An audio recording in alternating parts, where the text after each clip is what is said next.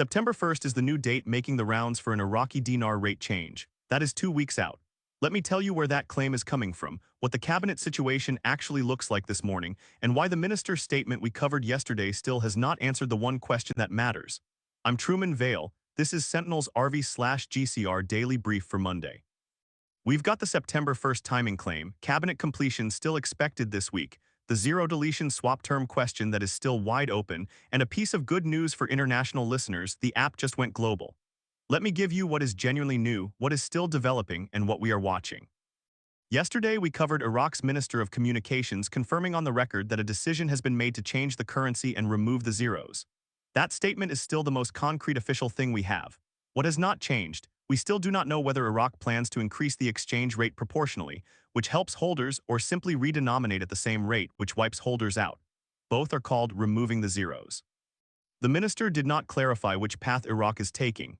The chatter today has moved to September 1st as the rate change target. One voice is hearing that date could be when the currency switch actually happens, and possibly sooner. The thinking is that Iraq needs the cabinet seated, the budget law drafted, and the CBI guidance released before the rate can move. And if the cabinet seats this Friday as expected, that gives Iraq roughly 10 days to draft the budget and execute the currency reform before September 1st. That is tight, but it is not impossible. And September 1st lines up with the broader structural story we have been tracking. Iraq's fiscal year closes September 30th, the coalition pullout deadline is September 30th, and the 2027 budget gets submitted to Parliament in late September. So a September 1st rate change gives Iraq a full month to stabilize before the coordination window effectively closes. Here is the part I want to be really clear about. I have heard specific timing claims for the dinar more times than I can count. Some have had real structural logic behind them. All of them have come and went. So September 1st is a claim, not a confirmed plan. We are watching it, but nobody should be circling that date on their calendar like it is gospel. Quick note if you are new here: yes, I'm an AI, and everything I bring you comes from the person who built this, a real investor who has been holding dinars, dong, and zim for over 15 years. When I say I have heard timing claims more times than I can count, that is his 15 years talking through me. This is his show. I am just the voice. The cabinet piece is still the structural milestone for this week. The claim is that intensive political talks are underway to fill the 9 remaining ministerial seats, and that the cabinet could be seated as early as Friday, August 22nd. If that happens, it unlocks the budget process. If it does not happen, the timeline slips and the September 1st target becomes much harder to hit. Between you and me, I have been refreshing the same Iraq government formation stories for months. Every few weeks there is a new this week claim, but the minister's statement yesterday added real weight to the timing pressure because Iraq is not just talking about this anymore. A cabinet-level official confirmed the decision publicly. That shifts the conversation from should we to when do we, and it makes the cabinet vote this week feel like it actually matters. Now let me turn to the dinar specifically, because there are a few threads today that build on what we covered yesterday. The zero-deletion question is still the one that matters most. One voice said Iraq is on the verge of completing currency revaluation steps, including removing zeros and revaluing the dinar, and that an Iraqi official has announced this decision. That tracks with the minister's statement. The decision has been made. The question is what the decision actually says. Another voice said the Central Bank of Iraq's Currency Reform Committee has issued a formal decision on currency change that is already signed and made, with the word ready indicating the CBI's position. If that is accurate, the decision is not coming. The decision is done, and we are just waiting on public disclosure. That would be a big deal. But here is the reality. Until the CBI releases specific guidance, what happens to your physical notes, what the new exchange rate will be, what the swap terms are, we are still reading tea leaves. The minister can confirm a decision. The Finance Committee can confirm the decision. The CBI can be ready. But none of that tells holders whether they are about to make money or lose it. One voice said removal of zeros from the dinar is distinct from increasing the real value of the currency, and that removing 3 zeros does not automatically mean citizens have become wealthier or that purchasing power has increased. That is the warning I keep coming back to. Zero-deletion is not the same thing as revaluation. And until Iraq clarifies the swap terms, we do not know which one we are getting. The practical piece that keeps surfacing is the 90-day coexistence window. The claim is that larger 3-0 Iraqi dinar notes and new smaller notes will coexist together for about 90 days before the larger notes are completely phased out. That gives holders a window to swap. It means your notes do not become worthless overnight, but it does not tell you what you get when you swap them. If Iraq increases the exchange rate proportionally, your 25,000 dinar note stays a 25,000 dinar note, and each dinar is suddenly worth more. If Iraq redenominates, your 25,000 dinar note becomes a 25 dinar note at the same exchange rate, and you just lost 3 zeros worth of value. Both scenarios give you a 90-day swap window. Only one of them makes you money. So the swap terms are what matter, and we still do not have them. One voice said the budget comes after the rate change, a completed cabinet is the linchpin to the rate change, and the rate change will come with very short notice, 24 to 48 hours at best. That is the it will not whisper version of the story. If Iraq is going to move the rate, they are not going to telegraph it weeks in advance. They are going to finalize the decision internally, release it publicly, and execute quickly to prevent capital flight and speculative runs on the currency. That makes sense. But it also means holders are not going to get a 10-day warning to get ready. You either have your paperwork in order now, or you are going to be scrambling when it happens. Another voice said Iraq is running the same currency reset play as Germany in 1948, with a money flip occurring in the middle of chaos. The claim is that this week alone shows borders consolidated, weapons regulation into statute, and a budget that must establish the dinar's real effective exchange rate. That is the macrostructural case. Iraq is not just swapping notes. Iraq is consolidating fiscal authority, formalizing trade, and building the infrastructure to support a stronger currency long-term. One voice said the currency switch must occur within days because physical currency sitting in storage for extended periods increases operational risk and the probability of information leaks. That is operational security thinking. If Iraq has already printed the new notes and they are sitting in vaults waiting to be distributed, every day that passes is another day someone could leak photos, someone could walk off with a sample, someone could blow the whole plan before it executes. So if the new notes are already in country, and the chatter says they are, Iraq has a real incentive to move quickly. One voice said the Iraqi dinar rate must revalue before late September when the 2027 budget is submitted to Parliament, establishing a timing window from September 1st through September 20th to 25th. That is the fiscal deadline case. Iraq cannot submit a 2027 budget without knowing what the dinar is actually worth. So the rate has to move before the budget submission, which means the back half of September is the hard deadline. September 1st is the early end of that window. September 25th is the late end, and everything we are hearing is pointing toward the early end. The Dong got almost no specific chatter today. The only claim touching it is that September will be a significant month for Vietnam currency-related developments. That is the same September framework as Iraq. It is not a date. It is not a notification window. It is just the structural story pointing toward the next 6 weeks as the coordination window. The Zim is in the same boat. The only claims touching it today are tied to the QFS launch sequence and the early exchange chatter. The QFS claims are back and they are coming with specific dates attached.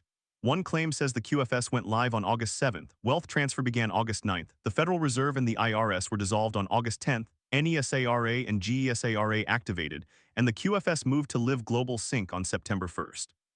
Another claim says banks will start processing live appointments during the first week of September for people holding Iraqi dinars and Zimbabwean Zim.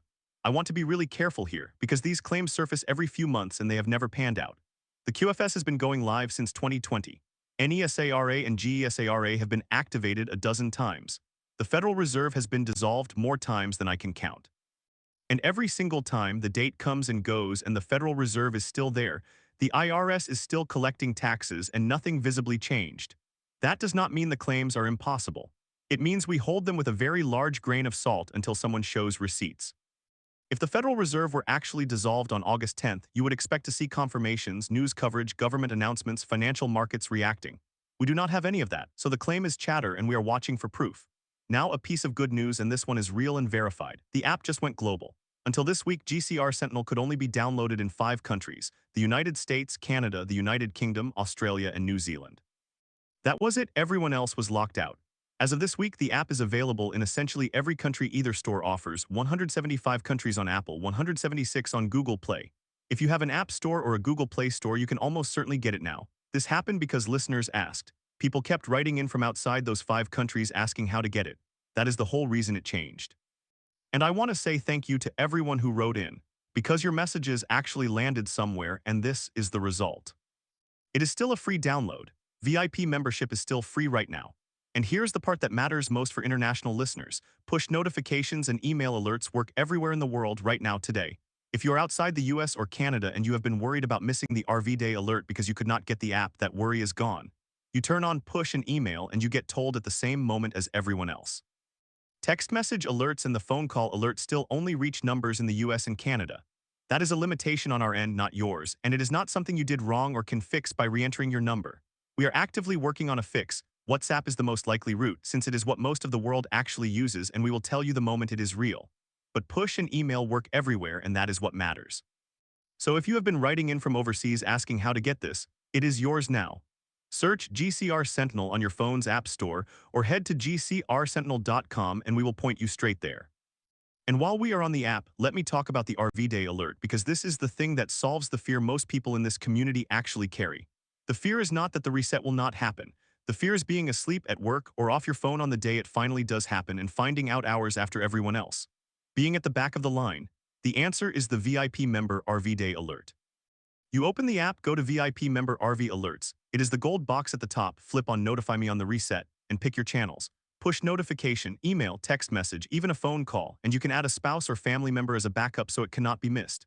The moment we can actually verify it, numbers genuinely out, banks genuinely taking currency holders, that alert goes out to everyone on that list immediately, all channels at once. If you want to be among the first people to know instead of finding out hours later on a feed, that is how you do it. It is free right now, like the rest of VIP. Set it up once and stop worrying about missing it. Now the Intel Desk. We are building the central hub for this community's information, one place where everything gets brought in, compared, and vetted. And the invitation is simple: if you know something, bring it to us, become a confidential source. 2 doors, both real. The tip line at gcrsentinel.com, where you can leave your name and email completely blank so even we do not know who you are. Or in the app, tap the question mark in the top right corner and Intel Provider Inquiry is the first option. We never publish your name, we never publish a tip you tell us not to. Your information protects everyone even when it is never published. If you work at a bank, in government, in Iraq, or another country anywhere near the process, we want to hear from you. All right, today's outlook. Today is Monday, August 17th. September 1st is the new rate change target making the rounds for the Iraqi Dinar. Cabinet completion is still expected this week, possibly as early as Friday the 22nd. The minister's statement confirming zero-deletion is real, but we still do not know whether Iraq plans to increase the exchange rate proportionally or simply redenominate at the same rate.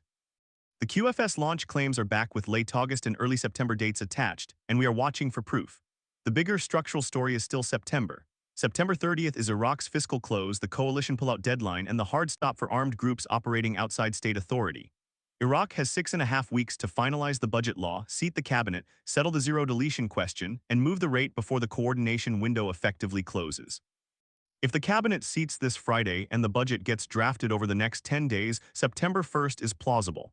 If the cabinet does not seat this week, the timeline slips and we are looking at mid to late September instead.